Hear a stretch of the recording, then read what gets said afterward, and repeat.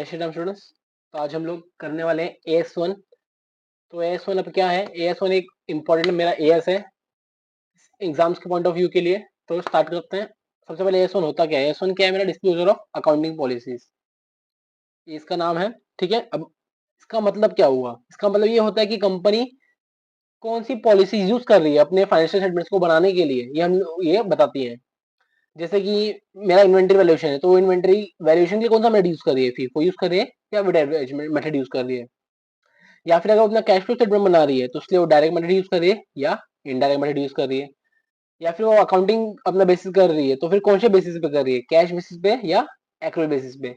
ये हम लोग को AS1 बताता है। AS1 कंपनी को चॉइस देता है कि भाई तुम लोग कोई भी एक जो मेथड यूज करो वो हम लोग को बताओ, ये मेथड यूज करो या ये मेथड यूज कर रहे हो। अभी कुछ फंडामेंटल अजम्पशंस है जो हम लोग को ध्यान देना चाहिए, जैसे कि गोइंग कंसर्न। अब गोइंग कंसर्न क्या है ये हम लोग ने बहुत पहले पढ़ा था, तो थोड़ा सा पीछे चलते हैं टाइम पे अपने। Assume the enterprise will continue its operation in the forcible future. इसका मतलब क्या होता है कि कंपनी हमेशा अपना ऑपरेशन कंटिन्यू रखेगी, वो बंद नहीं होने वाली है। आपको क्या लगता है कि मैंने पार्ले जी फैक्ट्री खोला, पार्ले जी वाले ने, और कल जाके बंद कर दिया बेचने के बाद, बेचकर खत्म हो गया तो बेचने बंद कर दिया, ऐसा होता है? नहीं, वो कंपनी हमेशा चलती रहेगी। आपको पता ही रहेगा कि कंपनी कल जाके बंद नहीं होने वाली, वो हमेशा चलेगी। इसलिए आप उसमें इन्वेस्ट करते हो या कुछ करते हो। कंसिस्टेंसी, कंसिस्टेंसी मतलब क्या होता है? Assume that the accounting policies are applied consistently from one period to another. जैसे अगर मैं अपने इन्वेंटरी वैल्यूएशन के लिए फीफो मेथड यूज कर रहा हूँ तो आगे भी मैं फीफो मेथड ही यूज करूंगा। मुझे अपने मेथड से कंसिस्टेंट रहना है। ऐसा नहीं कि मैंने इस बार फीफो किया, अगली बार वेट करूंगा, उसके बाद कुछ और करूंगा, उसके बाद कुछ और, ऐसा नहीं चलेगा। उसका आता है मेरा अक्रूवल बेसिस। अक्रूवल बेसिस का मतलब क्या हो, सॉरी, थर्ड मेरा assumption आता है accrual. Revenue and expenses are recognized when they are earned or incurred, not necessarily when cash is received or paid। अभी इसका मतलब क्या होता है? accrual का मतलब होता है कि हम लोग अपने फाइनेंशियल स्टेटमेंट में जो हम लोग का सेल्स और उसको रिकॉर्ड कब कर रहे हैं? जब वो हो रहा है। ऐसा नहीं कि जब मुझे अगर कैश आया या मुझे जब पैसा रिसीव हो तब मैं नहीं करूंगा, जब मैंने उसको बेचा तभी मैं उसको रिकॉर्ड करूंगा। तो इससे मेरा फाइनेंशियल स्टेटमेंट बरोबर बनता है। अगर मेरे को जब पैसा आ रहा है, अगर मैं तब रिकॉर्ड करूंगा तो मुझे पता नहीं चलेगा कि मेरा इस मंथ में सेल्स कितना हुआ है। इसलिए मुझे अक्रूवल मेथड यूज करना चाहिए। अगर मैं कैश बेसिस यूज करूँ तो प्रॉब्लम नहीं है, बस मुझे पर पहले से नोटिफाई करके रखना पड़ेगा कि भाई मैंने इस बार अक्रूवल नहीं, मैंने इस बार कैश बेसिस पे अपना अकाउंटिंग किया है और मेरे को वही मेथड कंटिन्यू करना है।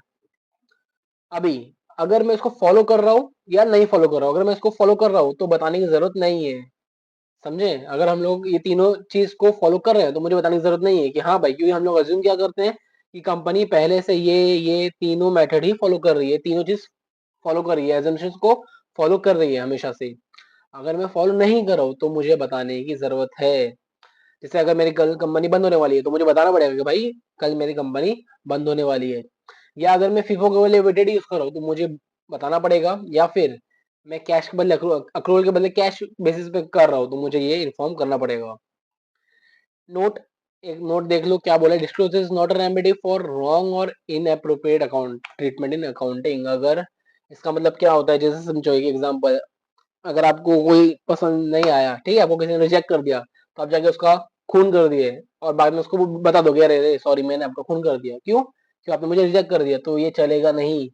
हम लोग अगर कुछ गलती की है और उसको बताने से वो गलती सही नहीं होती है, यही बताया गया है। अगर आप कुछ अकाउंटिंग पॉलिसी को फॉलो नहीं कर रहे हो और उसको डिस्क्लोज करो तो वो गलत ही है, सही नहीं होने वाला वो। ओके, तो रिजेक्ट होने पे कुछ ना करे गलत काम। आगे बढ़ते हैं। Consideration in selecting accounting policies. अभी हम लोग को क्या कंसिडर करना चाहिए अकाउंटिंग पॉलिसी को सिलेक्ट करने के पहले? सबसे पहले आता है उसमें प्रूडेंस। अब प्रूडेंस क्या होता है? It means recognizing expense and liabilities as soon as possible but only recognizing revenue and asset when they are assured। इसका मतलब ये होता है कि अगर मुझे लग रहा है कि फ्यूचर में मुझे बेड डेब्ट्स होने वाले हैं, ठीक है, तो मुझे उसका पहले से प्रोविजन क्रिएट करना चाहिए। जैसे अगर आपने अपने दोस्त को उधार दिया तो आप पहले से सोच लेते हो कि भाई मुझे पैसा वापिस मिलने वाला नहीं है, इसका मतलब ये होता है। सेकंड है substance over form. Transaction should be recorded based on their economic reality and financial impact, not just their legal paper work. अब ये सब्सटेंस ओवर फॉर्म का मतलब होता है, जैसे एग्जांपल, आपने कुछ जमीन खरीदा या घर खरीदा, ठीक है, आपने सामने वाले को पैसा दे दिया, पेमेंट कर लिया, बस क्या बाकी है? पेपर वर्क बाकी है। पेपर वर्क ले समझो एक दो दिन के लिए सामने वाला अवेलेबल नहीं है, तो इसका मतलब ये नहीं होता है वो घर आपका नहीं है या वो जमीन आपकी नहीं है, आप उसको यूज कर सकते हो। क्यों? क्योंकि वो भी आपका हो चुका है, बस पेपर वर्क बाकी है। तो वही होता है substance over form. Materiality, financial statement should disclose all significant information that could influence the decision of user. इसका मतलब क्या होता है, अगर कुछ इंपॉर्टेंट बातें हैं तो मुझे वो फाइनेंशियल स्टेटमेंट में बतानी है, ठीक है। जैसे कि समझो चोरी हो गई, अब चोरी हुई है तो क्या नहीं बताऊं, बताना पड़ेगा, चाहे चोरी छोटी हो या बड़ी हो, वो इंपॉर्टेंट बात है क्या, क्यों चोरी हुई है ये बताना पड़ेगा। अगर मैं आज नहीं बताऊंगा तो कल शायद इससे बड़ी चोरी हो। तो ये क्या है, मटेरियल। मटेरियल का मतलब इंपॉर्टेंट इन्फॉर्मेशन होता है, तो मुझे डिस्क्लोज करना है।